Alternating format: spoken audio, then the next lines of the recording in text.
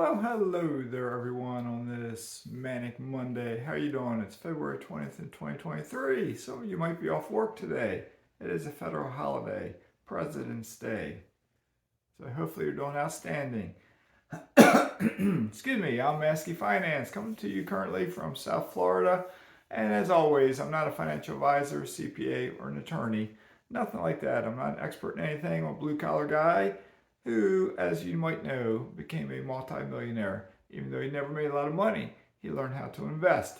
So here's a question for you. Think about this. What do you spend your money on? Okay. Did I give you enough time to answer that? What do you spend your money on?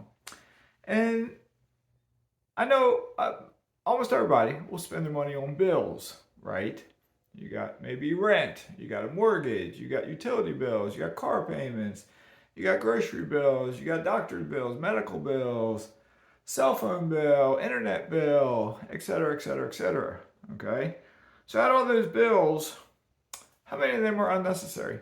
Do you ever look through your subscriptions? Is there anything that you subscribe to that you don't need that you could cancel so you don't no longer have to pay it? Okay? But then with any money left over, this is something pop up in front of me here. Okay. With any money left over that you're not spending on, say, your bills, what do you do with that money? A lot of Americans, I will say, spend it on stuff to try to impress others, to make them think that, hey, I've made it in life. I got stuff. I got a pretty car. I got a boat. I took this vacation. They spend it to give the appearance that they're wealthy when really they're not. They're living paycheck to paycheck. Okay? What do investors do? Investors take that money, the extra money, after paying their bills, which they learn how to minimize all of their bills, okay, the best they can, cut expenses the best they can, to have more discretionary dollars. And then they take those discretionary dollars and they invest them not into the S&P 500, which just flatlines or dips and goes up and down, but doesn't put anything back in your pocket. They invested in cash producing assets. What do I mean by cash producing assets? A lot of you know that answer, don't you? But some of you may be new to my channel and you don't know exactly what I mean. Cash producing assets, okay? Now, if we want to look at the stock market, since the majority of Americans do invest in the stock market through their 401k or their company, whatever it is, their Roth, their 457 plan, they don't really know how to invest. The financial advisors say, put money in, put money in, put money in, okay? But say if they want to take just a little bit of time, probably 15 minutes a month, if that.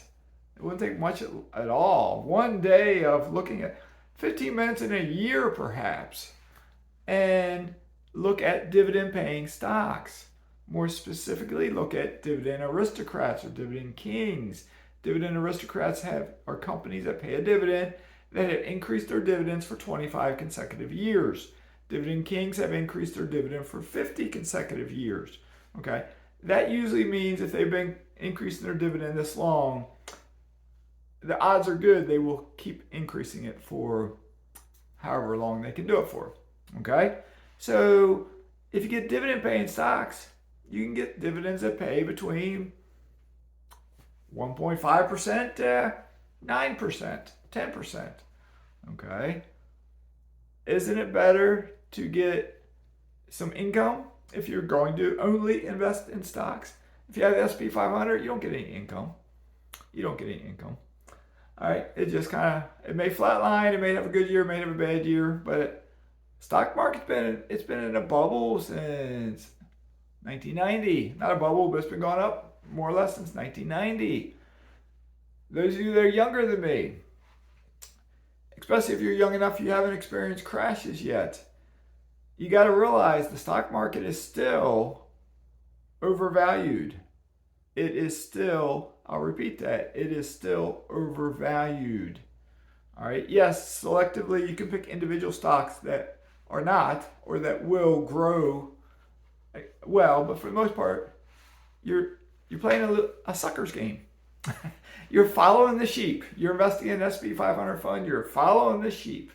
All right. If you're watching Mazke's channel, you're a contrarian investor. You're watching a channel that's not flashy. I don't put up pretty graphics and pictures and videos and this and that. I just tell you like it is. I try to be honest. I'm a real person. Some of you have talked to me on the phone. Others of you have emailed me, and I still need to reply to some emails. Okay. But then cash producing assets, there's stuff that's a lot better than even dividend paying stocks. One example is real estate. I dare say almost any working American out there, if they want to, that's the big if they want to, can buy a rental property. Any of you. From the 20-year-old who works at the pool store that I go to, if she wants to, she could buy a rental property. To the guy I talk in the supermarket about the book Eat to Beat Disease. I'm not sure his age. He's probably 30-ish. If he wants to, he could buy a rental property. Even you, if you want to, you could buy a rental property. How do you do that? You save up the down payment. While you're saving the down payment, you work on your credit score. There's things you can do to improve your credit score. You learn how to cut expenses so you can save that down payment faster. While you're saving a down payment, you do something like follow the link below for Wealthfront and get 4.55% interest on it. Excuse me. Because 4.55%, if you follow that link, is better than probably almost any interest you can get on any other bank account that you may currently have. If you got one that's paying 3.3, why not go 4.55? Why not? I don't get any benefit by you clicking that link. Okay? I don't get any benefit from it. You can get a 90-day extension on your interest rate by referring someone. I am topped out on my referrals. I do not get that extension any longer. If you click on that link, it's not helping me. It's helping you. Okay?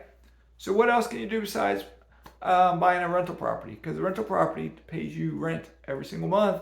And as long as you run your numbers correctly, after accounting for the mortgage, the taxes, the insurance, holding out money for vacancies, repairs, and capital expenditures, and paying your property management fee and any other fees that come along, you have positive cash flow.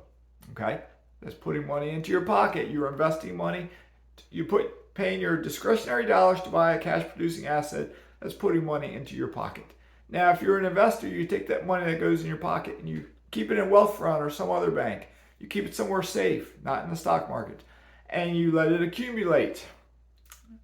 And then you buy a second, along with any other cash you can save. Okay? A couple other things you can buy that are cash producing investments, assets. Mineral rights acreage. I have investments in a variety of mineral rights acreage. I should get my monthly revenue this Friday. Okay? I got a chunk of money in there. Okay? It's oil, natural gas, and liquid natural gas. Excuse me. I also have an investment in oil drilling adventure. Oil drilling investment, it gives me a tax write-off each year, but it also gives me a monthly income. I've had some really good months. I've had some not so good months. Okay? I don't know what this month's revenue will be. My guess is it'll be similar to last month's, which is not that good. But I got an email in just yesterday from the CEO, Jay. I know I've talked to Jay before, and we text and whatnot. And in that email, he outlines what they've been doing. They have been drilling a variety of wells. One well is starting to produce. It's been fracked and it's just starting to produce. In 3 days, it's produced, I think he said 300 barrels of oil in 3 days. And normally when they first start, it's they're kicking out all the excess water they fracked with and whatnot. So it's less oil. So this one seems like it's, if I remember it right, is getting off to a really good start. Excuse me. So, but I'll fill you in. That revenue may come later this week or next week. Okay, I don't know what day it'll come out. So then there's other things you can do. These aren't really cash producing assets. You can buy farmland. You can invest in REITs, real estate investment trust. You can invest in syndications to get monthly revenue. But to me, the best way to get started for even the little guy, the guy working in McDonald's 35 to 40 hours a week, who has not fathered a kid yet or had a kid yet because you're too young. And if you work at McDonald's, well, you don't have any children, okay? But then almost anyone who's working a job, if they truly want to, can buy a rental property. So if anyone can, and you're watching this or listening to it, and you work a better job, well, by golly, get on that property ladder. Reach out to me. My email is always in the description below if you need some advice. Be advised, I am busier than ever. I may be slow to reply to my emails. I know myself, I may forget to reply to someone's email if I get too many in. Remind me. If I don't reply after several weeks, send me another reminder email. Okay, you have my apologies, but I'm in the middle of transitioning to move outside the United States. I have to sell my house. I have to sell 2 vehicles. I have to figure out what I'm doing with my stuff.